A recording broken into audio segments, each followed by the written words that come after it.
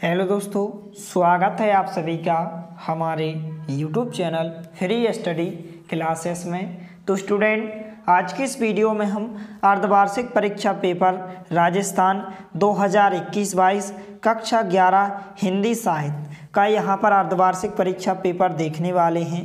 तो वीडियो के साथ अंत तक बने रहिए। और इससे पहले यदि आपने हमारे चैनल को सब्सक्राइब नहीं किया है तो प्लीज़ सब्सक्राइब कीजिए, साथ में नोटिफिकेशन बेल को भी दबाइए ताकि कोई भी वीडियो की नोटिफिकेशन आप तक सबसे पहले पहुंचे।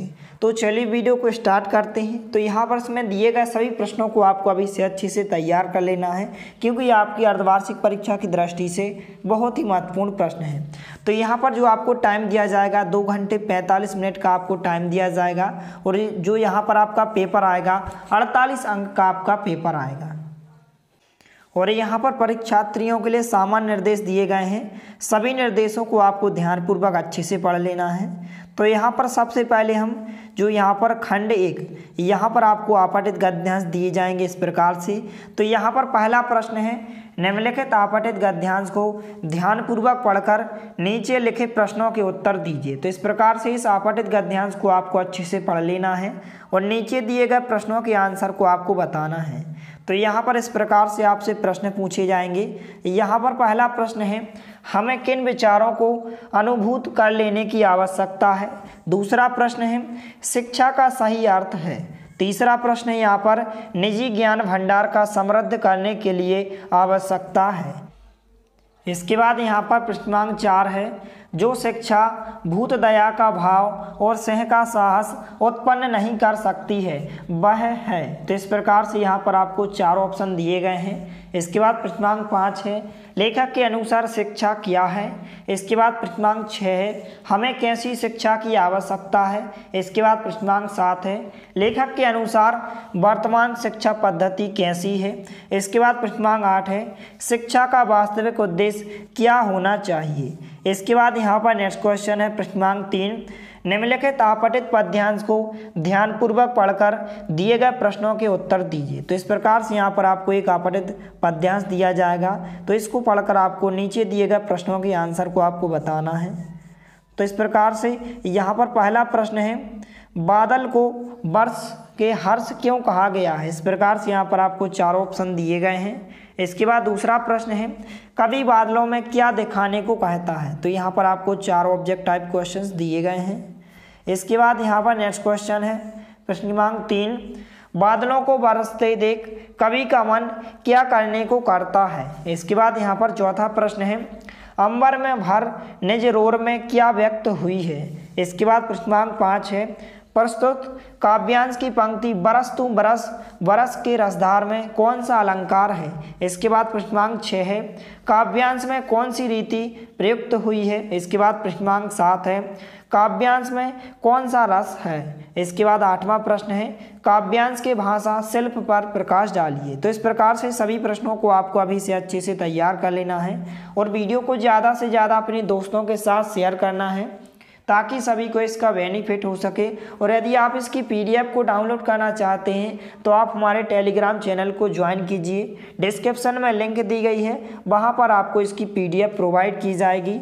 इसके बाद यहाँ पर खंड 2 यहाँ पर इस प्रकार से प्रश्न पूछे जाएंगे। यहाँ पर रचनात्मक एवं व्यवहारिक लेखन। तो यहाँ पर प्रश्नांक 3 है, अपने जीवन की किसी अविस्मरणीय घटना का अपने शब्दों में वर्णन कीजिए। इसके अथवा का क्वेश्चन है, अपने विद्यालय में आयोजित हुए क्रिकेट टूर्नामेंट का वर्णन अपने शब्दों में कीजिए।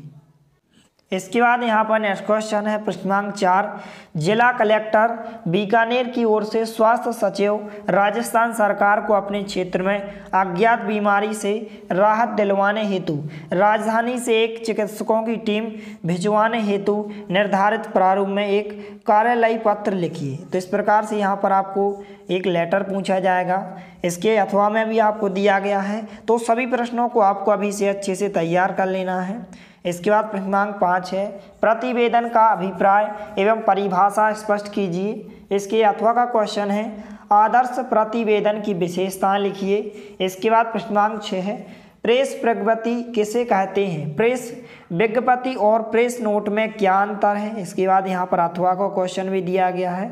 तो सभी प्रश्नों को आपको अभी से अच्छे से तैयार कर लेना है। इसके बाद नेक्स्ट क्वेश्चन है प्रश्न क्रमांक 7, राष्ट्रीय उच्चतर माध्यमिक विद्यालय बीकानेर की विद्यालय की विकास समिति की आगामी बैठक हेतु एक कार्यसूची का प्रारूप तैयार कीजिए। इसके अथवा का क्वेश्चन है, कार्यव्रत से आप क्या समझते हैं, इसका स्वरूप लिखिए तथा कार्यव्रत लिखते समय ध्यान देने योग्य बिंदुओं पर प्रकाश डालिए। इसके बाद यहाँ पर नेक्स्ट क्वेश्चन है प्रश्न क्रमांक 8, निम्न प्रश्नों में से उचित विकल्प का चयन करते हुए उत्तर दीजिए। यहाँ पर आपको कोई 6 यहाँ पर प्रश्नों के आंसर को आपको बताना है। तो यहाँ पर इस प्रकार से आपको प्रश्न दिए गए हैं। सभी प्रश्नों को आपको अभी से अच्छे से तैयार कर लेना है। इसके बाद यहाँ पर नेक्स्ट क्वेश्चन है प्रश्न क्रमांक 9, निम्नलिखित प्रश्नों में से किन्हीं 2 प्रश्नों का उत्तर दीजिए। यहाँ पर आपको कुल 3 क्वेश्चंस दिए गए हैं, जिनमें से आपको कोई भी 2 क्वेश्चंस को आपको अच्छे से तैयार कर लेना है।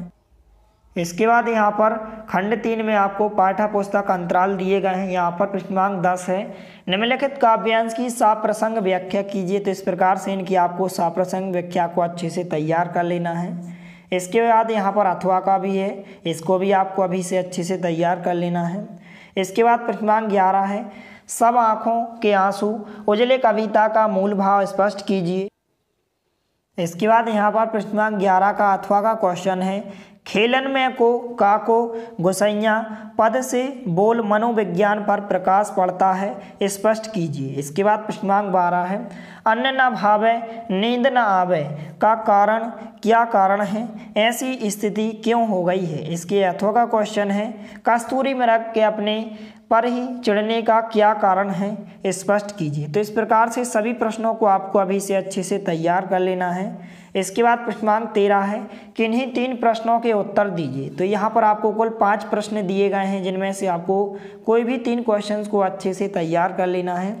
इसके बाद यहाँ पर प्रश्न क्रमांक 14 है, निम्नांकित गद्यांश की साप्रसंग व्याख्या कीजिए। तो इस गद्यांश को आपको अच्छे से इसकी साप्रसंग व्याख्या को अच्छे से तैयार कर लेना है।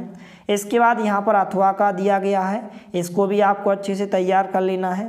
इसके बाद यहाँ पर नेक्स्ट क्वेश्चन है, यहाँ पर प्रश्न क्रमांक 15, इस प्रकार से आपको क्वेश्चन दिया गया है कि मानव भ्रातृत्व का एक सूत्र इन समस्त आत्माओं का एक लड़ी में पिरोए हुए है। इस कथन के संदर्भ में स्पष्ट कीजिए कि धर्म तोड़ता नहीं जोड़ता है। इसके अथवा का क्वेश्चन है, मुंशी जी और सिद्धेश्वरी का असंबंध बातें कहानी से कैसे संबंध है, लिखिए।